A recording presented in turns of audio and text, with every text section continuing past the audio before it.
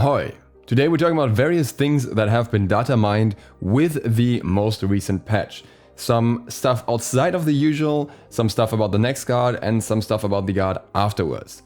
This is the last data mining by Smite data mining that we'll see this season, because there won't be any patch happening in December that's bringing anything that's not in the game files on PTS right now. So yeah, this is gonna have to tide us over for a while. And as always, keep in mind, as this is data mined information, this is subject to change, and that's going to be especially important with this one, but we will get to that. Let's begin with what is probably the most unexpected collaboration in the Smite scene that I've heard of so far.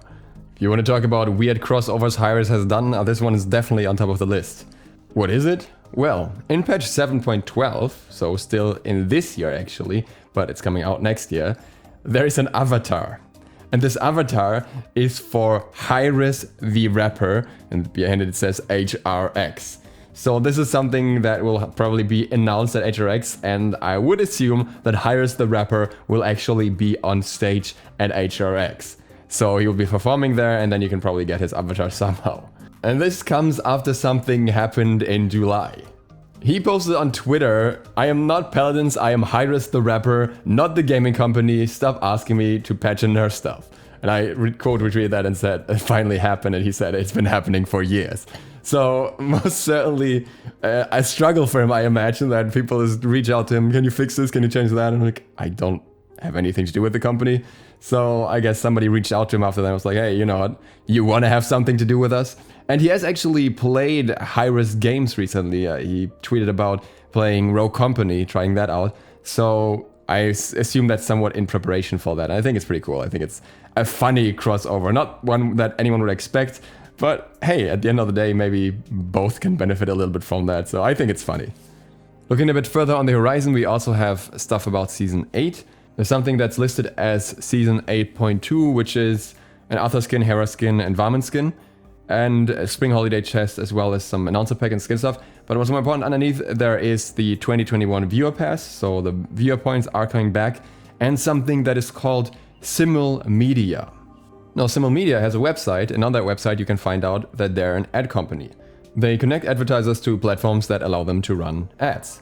And that is going to happen in Smite. But hold your horses, it's not going to be ads in the middle of the game. So it seems like Simul Media will be added in Season 8 Patch 2. And according to the files, you should be able to earn rewards by watching ads. And if we look way back in Smite history, there used to be something similar like that, where you could fill out surveys, I think through SurveyMonkey and a few other providers, and get some gems in return. But the whole system was very janky because these surveys were, well, weird data harvesting things in a way, and you could fill them out like with wrong information and it wouldn't really matter, but often you would even not be rewarded with the gems or something. It's just a very bad system, and it seemed very shabby and shady at the same time. So Simul Media is probably, hopefully, not going to be like that, and it'll just give you the reward for watching the ads. And this time it's not going to be gems from what it seems. So what's currently noted as the rewards here is boosters, Odyssey chests, and viewer points.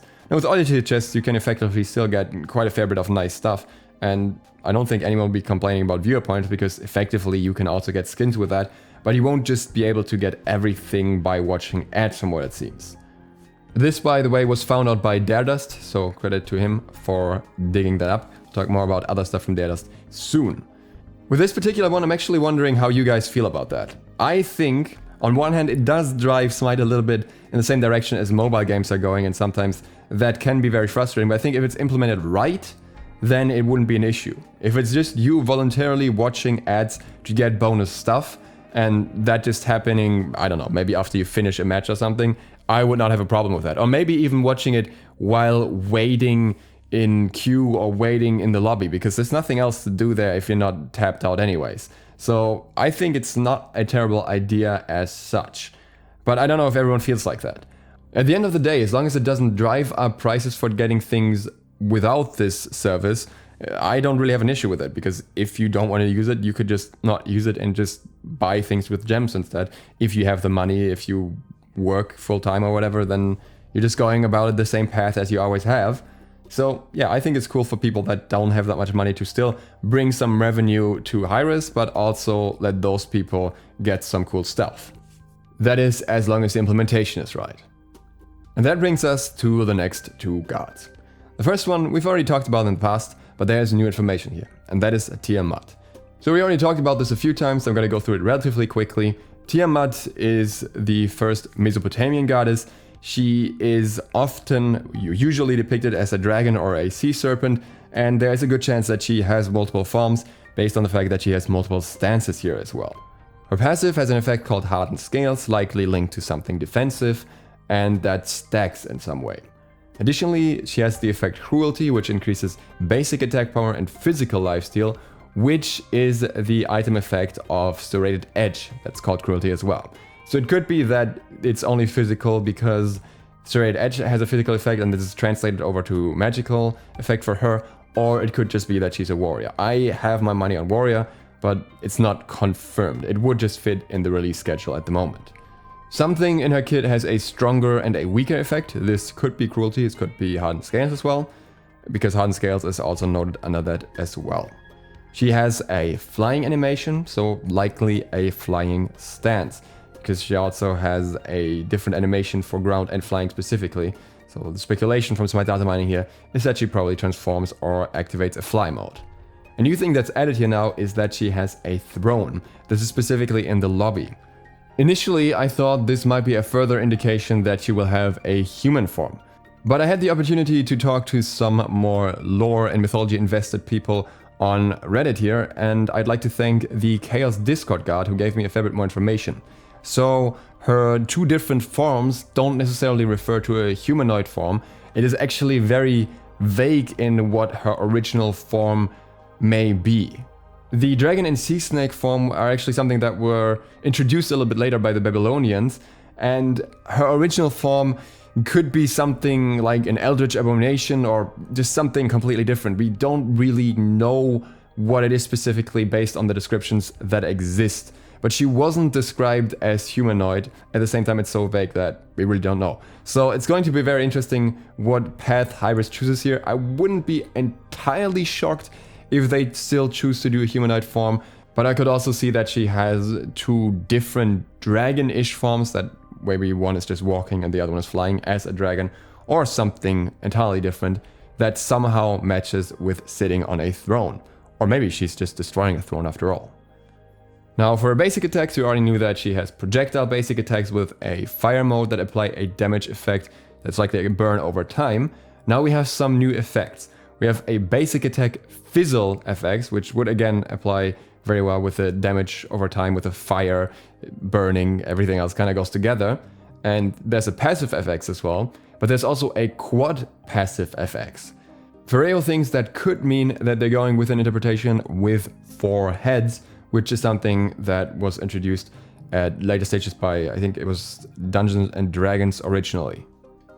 When it comes to the first version of the first ability, we have no new information. It just has a note as Project Fizzle and uses passive stacks or is related to them. The second version of the ability works with the passive, has debuff A and B. What's new here is it has an indicator effect, but that doesn't really tell us much at all.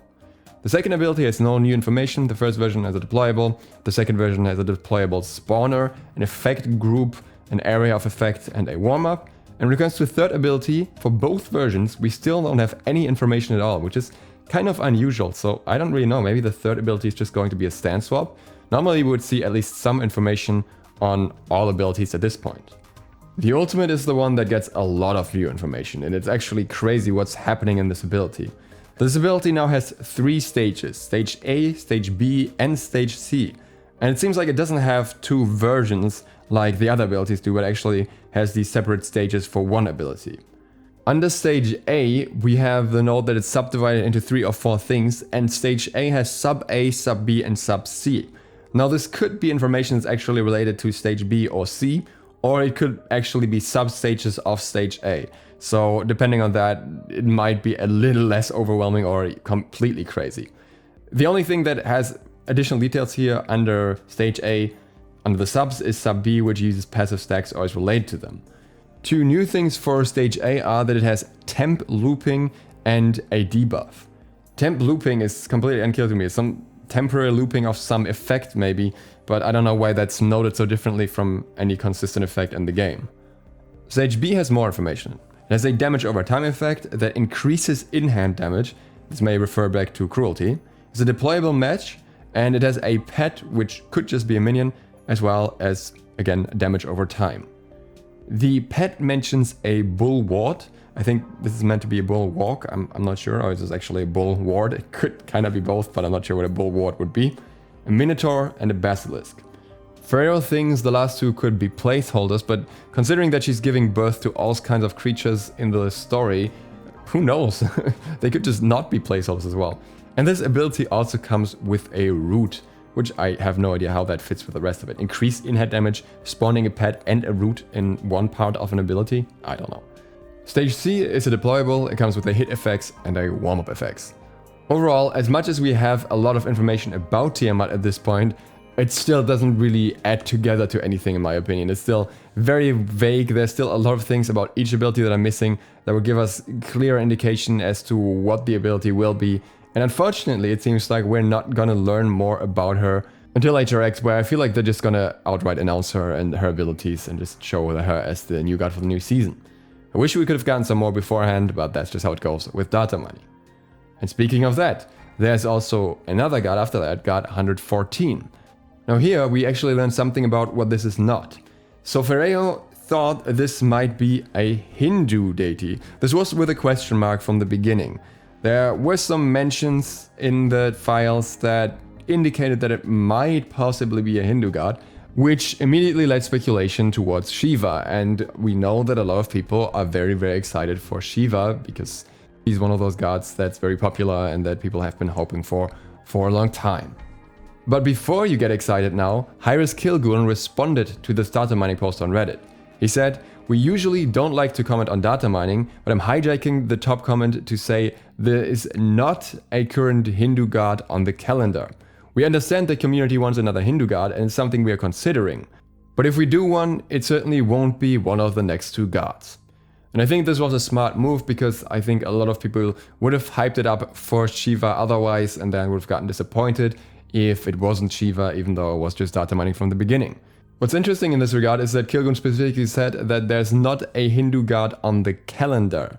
I am fairly certain that HiRez has planned out their gods for the next season at this point, because last year they also released a trailer for all the upcoming gods of the season. So we're probably not going to see a Hindu god within the next season, unfortunately. Somebody else realized this as well, Dustlander, and asked about this specifically. Kilgun kind of avoided the question, but also didn't say anything to debunk that. So I am assuming for now that we will simply not see a Hindu god in next season. And I'm assuming this is partially because if they do Shiva, they're gonna go all out with it and they simply don't have the time for that at the moment because they're investing a lot into Tiamat, as well as the changes for Season 8 and who knows what comes after that. So yeah, sad news for all the Hindu god fans. I think it's very unfortunate. I really like the Hindu gods. Mayan and Hindu are some of my favorite gods. But let's see what HiRez offers us instead in the next season. Once we know more about anything of that kind, anything from Datamining, I will of course make sure to make a video about it here. So if you're new to the channel, feel free to click the sub button and maybe the bell so you get notified of that. And other than that, I hope to see you for the next one soon. SLOTH, out.